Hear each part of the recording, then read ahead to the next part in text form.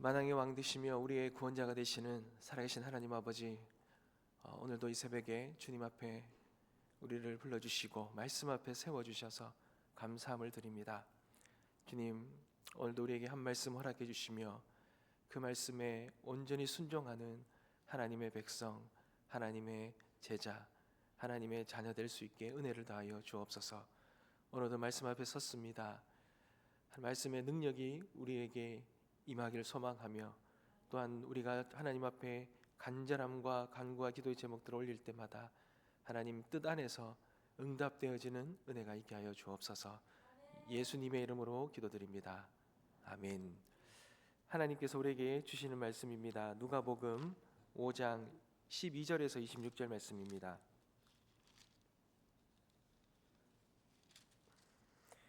누가복음 5장 12절에서 26절까지 열심히 교도가도록 하겠습니다. 제가 먼저 읽겠습니다. 예수께서 한 동네에 계실 때에 온몸에 나병 들린 사람이 있어 예수를 보고 엎드려 구하여 이르되, 주여, 원하시면 나를 깨끗하게 하실 수 있나이다 하니,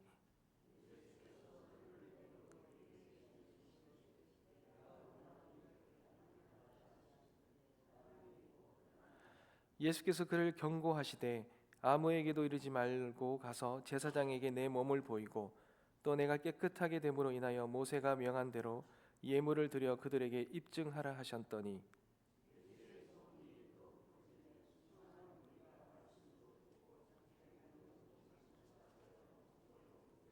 예수는 물러가서 한적한 곳에서 기도하시니라.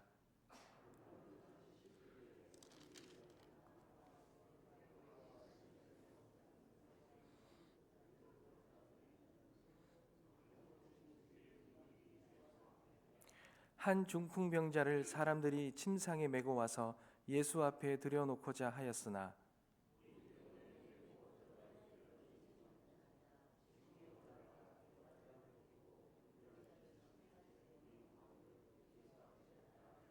예수께서 그들의 믿음을 보시고 이르시되, 이 사람아, 내 죄 사함을 받았느니라 하시니,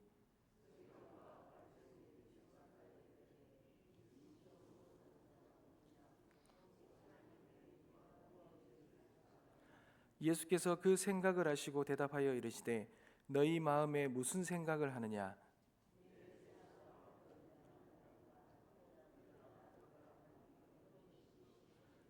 그러나 인자가 땅에서 죄를 사하는 권세가 있는 줄을 너희로 알게 하리라 하시고, 중풍병자에게 말씀하시되, 내가 내게 이르노니 일어나 내 침상을 가지고 집으로 가라 하시매,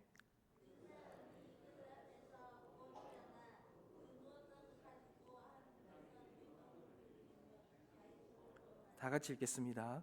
모든 사람이 놀라 하나님께 영광을 돌리며 심히 두려워하여 이르되, 오늘 우리가 놀라운 일을 보았다 하니라. 아멘. 사랑하는 성도 여러분, 성경을 볼 때는 성경에 나오는 어느 한 단어와 어떠한 한 문장과 그 한 사건에 대한 것을 보고 모든 것을 판단하는 것이 아니라, 성경을 보는 아주 기본 중에 하나가 이 문맥을 봐야 됩니다. 어떤 문맥 속에서 이 단어가 사용되었고 어떤 문맥 속에서 이 사건을 말하고 있는지를 알아야 그것을 말하는 이 저자의 의도를 알 수 있는 것입니다. 여러분, 지난 시간부터 예수님은 이 무리와 제자를, 예수님께 몰려드는 수많은 사람들을 무리와 제자로 구별하시고, 참된 제자를 이제 부르시면서 어떠한 자가 하나님 앞에 온전한 제자인지, 하나님 나라에 귀하게 쓰임받고 하나님 나라의 그 믿음의 역사를 이루어내는 사람인지를 여러 가지 사건을 통해서 지금 보여주고 있습니다. 지난 시간에 참 제자는 어떠한 자인가를 우리가 함께 나누었죠. 그러면서 오늘도 몇 가지 사건을 이야기하시면서 하나님이 정말 찾으시는 하나님 나라의 귀한 제자, 하나님의 사람은 누구인가를 그대로 보여주고 있습니다. 오늘 12절과 16절에 보면 한 나병 환자의 이야기가 나오지요. 이 나병 환자가 예수님의 소식을 듣고 주님 앞에 나옵니다. 그리고 주님 앞에 자신의 이 아픈 몸을 치유받기 위해서 주님께 자신의 몸을 치유하기를 원하는데 그가 아주 중요한 말을 하나 합니다. 여러분 12절에 보시면 중반절쯤에 예수를 보고 엎드려 구하여 이르되 주여 원하시면 나를 깨끗하게 하실 수 있나이다 하니 라고 말합니다. 여러분 병이 걸린 사람이 나을 수만 있다 그러면 어떤 마음과 어떤 태도로 나가겠습니까? 주님 고쳐주십시오. 오늘 고쳐주셔야 됩니다. 이렇게 자신의 이 아픔의 이 질병을 고침받기 위해서 그렇게 나가지 않겠습니까? 그런데 이 나병 환자는 주님께 찾아와서 한 가지 단어를 사용합니다. 원하시면이라는 말입니다. 여러분 이 단어는 얼핏 보면은 하실 수 있으면 하고 못 하시면 못 하고 하든지 안 하든지 큰 간절함이 없어 보일 수도 있겠죠. 그러나 여러분 이 단어 안에는 이 단어를 사용하면서 이 사건을 말하고 있는 데에는 아주 중요한 이유가 있습니다. 주님의 이 모든 나의 낫고 고침받고 나의 치유받는 모든 것에 주권과 뜻이 주님께 있다는 것을 인정하는 거죠. 사랑하는 성도 여러분, 종교와 우리 기독교가 다른 이유가 바로 여기에 있는 것입니다. 종교는 내가 원하고 바라는 것을 관찰해내기 위해서 사람들이 우상을 만드는 거예요. 나의 뜻과 나의 무언가를 이루어내기 위해서 만든 것이 종교입니다. 그래서 내가 무언가를 열심히 노력하고 열심히 돌을 닦고 열심히 무언가 정성을 들이면 내가 원하는 것을 다 이루어지는 것, 그것이 종교죠.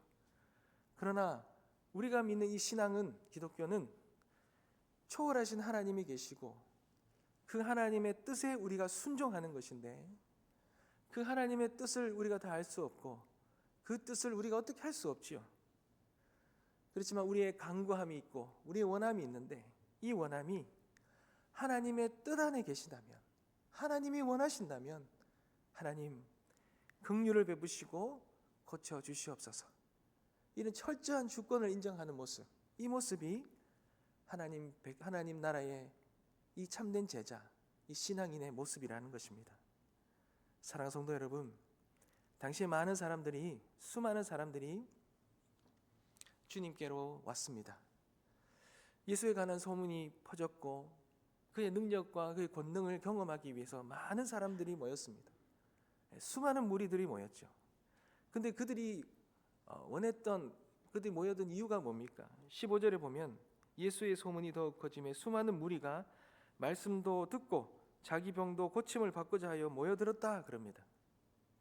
그러니 거기에 온 모든 사람들은 나의 유익을 위해서 모여드는 사람들이죠. 그러니 여기에는 무리들이다 이렇게 표현하고 있습니다. 무리들은 모든 것의 중심에 나의 유익이 있습니다. 내가 무언가를 믿고 무언가를 하는 데서도 내가 나의 유익을 되는 것을 추구하는 자들이죠. 그러나 주님은 그런 자들과 함께 하시지 않잖아요. 16절에 보십시오. 예수는 물러가십니다.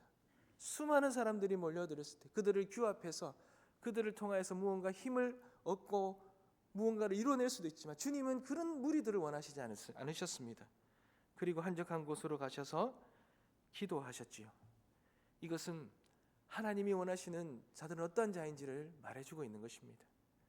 하나님은 또한 특히 하나님의 나라의 백성은 나의 뜻을 추구하는 것이 아니라 주님의 뜻을 추구하고 나의 유익을 구하는 것이 아니라 하나님의 뜻과 하나님의 유익과 하나님 나라를 위하여서 그렇게 귀하게 세워지는, 그것을 위하여 나아가는 자가 하나님이 원하신다는 자입니다. 사랑하는 성도 여러분, 하나님은 자기의 유익을 구하는 자가 아니라 하나님 나라의 유익을, 영혼을 귀하게 살리는, 생명을 살리는 그러한 것에 더한 것을 가지고 있고 그렇게 주님 앞에 철저히 주권을 인정하며 나아가는 자임을 잊지 마시기 바랍니다. 두 번째는 여러분 중풍병자를 고치는 이야기가 17절 이하에 나옵니다. 여러분 이 이야기는 우리가 잘 알다시피 한 사람이 주님 앞에 이 중풍병을 고치러 나가는데 수많은 사람들이 몰려들었습니다. 특별히 유대와 예루살렘에서 온 이 바리새인과 율법교사들이 몰려들었죠. 이들이 몰려들은 이유가 뭡니까? 이들은 무언가 예수님의 그 귀한 능력을 경험하고 그것을 원해서 온 것이 아니라 그 예수의 그 소문을 듣고 예수를 넘어뜨리려고, 흠을 잡으려고 그렇게 온 자들입니다. 근데 정작 이 병든 자, 중풍병자들은 주님께 나아가기 위로 원하지만 그런 바리새인과 율법교사들의 그 수많은 사람들로 인해서 주님께 나아가지 못합니다. 그런데 그런 그 방해에도 불구하고 그 중풍병자의 친구들은 지붕에 올라가서 기와를 벗기고 중풍병자를 달아 내리죠. 그리고 주님께로 나아갑니다. 어떠한 사람의 지붕을 뜯어내고 그렇게 그 사람을 낸다는 것은 어떻게 보면 그 사람의 집 주인에게 피해를 주고 원치 않은 부분입니다. 올바른 방법이 아니죠. 그런데 주님이 여기에서 아주 중요한 것을 하나 보십니다. 20절에 보니 예수께서 그들의 믿음을 보셨다 그럽니다. 사실 이 중풍병자 사건을 통해서 보이고자 하는 주님의 뜻은 이 믿음이 뭐냐라는 것입니다. 여러분, 믿음이 무엇입니까? 믿음은 어떠한 방해에도 장애물에도 굴하지 않고 주님 앞에 나아가는 것이 믿음입니다. 이 바리새인과 율법 교사들이 모여서 그 예수의 그 행위를 보고 그의 흠을 잡으려고, 그를 방해하려고 모여들었지만, 수많은 사람들이 모여들었지만 그 믿음을 가진 그 사람들의 그 믿음을 막지를 못했는 거죠. 오히려 그 장애물을 모두 뚫고 주님이 있는 그곳까지 이들은 나아갔습니다. 사랑하는 성도 여러분, 하나님이 찾으시는 자, 하나님 나라에서 귀하게 쓰임받는 자는 믿음으로 나아가는 자입니다.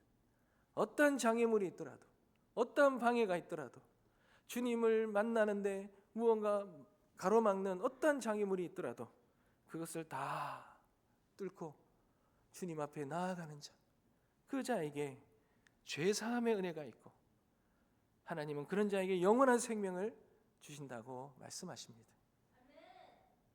그 믿음의 자를 주님이 찾으신다는 것을 잊지 마시기 바랍니다. 20절에 그렇죠. 이 사람아 내 죄사함을 받았느니라. 사랑하는 성도 여러분,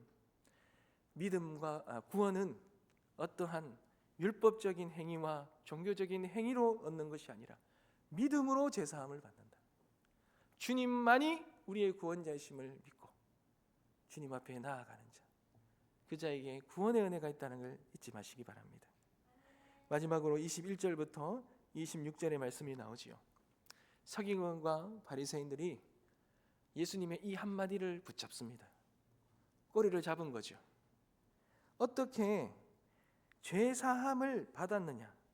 죄사함은 하나님만이 하실 수 있는데 어떻게 인간인 예수가 너가 어떻게 그 하나님이 하시는 그 죄사함을 선포하느냐? 신성모독이라는 거예요. 여러분, 예수님이 십자가에 못 박혀 죽으신 이유는 이 죄 때문입니다. 이 신성모독 때문입니다. 너가 하나님이냐라는 거죠. 하나님이 하실 수 있는 죄사함의 그 권능을 어떻게 너가 그렇게 행했냐라는 것이죠. 사랑하는 성도 여러분, 죄사함의 선언은 당시에는 성전에서 제사장만이 할 수 있는 것으로 여겼기 때문에 그렇습니다.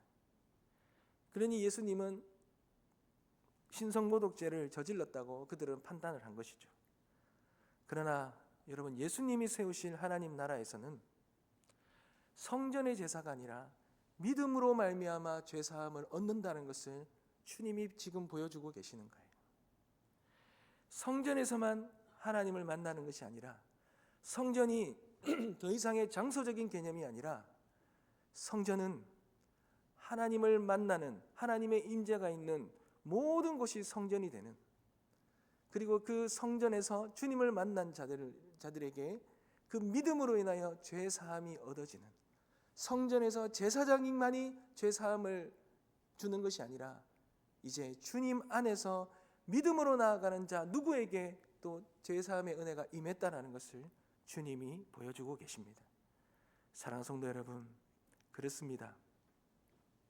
우리가 온전히 주님 앞에 구원받는 것은 어떤 종교적인 것에 묶여 있기 때문에 종교적인 것의 행위로 인하여 구원받는 것이 아닙니다.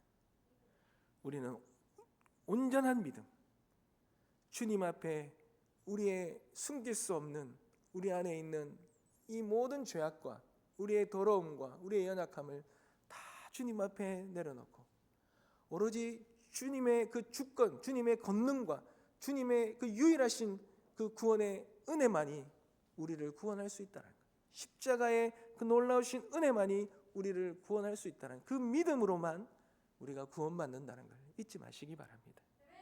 사랑하는 성도 여러분, 그렇습니다. 하나님의 나라의 참된 제자, 참된 믿음의 사람은 나의 유익이 아니라 하나님의 주권을 인정하고 어떠한 방해와 장애물이 있더라도 담대히 믿음으로 주님 앞에 나아가서 나의 행위와 나의 어떤 의리가 아니라 그 예수 그리스도의 십자가의 죄사함의 그 은혜만이 나를 구원하실 수 있다는 그 믿음의 고백으로 주님 앞에 온전한 구원을 은혜를 입고 주님 앞에 참된 제자로 성도로 쓰임받는 자임을 잊지 마시고 믿음의 사람으로 주님 앞에 나아가고 쓰임받는 우리 모든 성도님들 되시길 주님의 이름으로 축복합니다. 기도하겠습니다.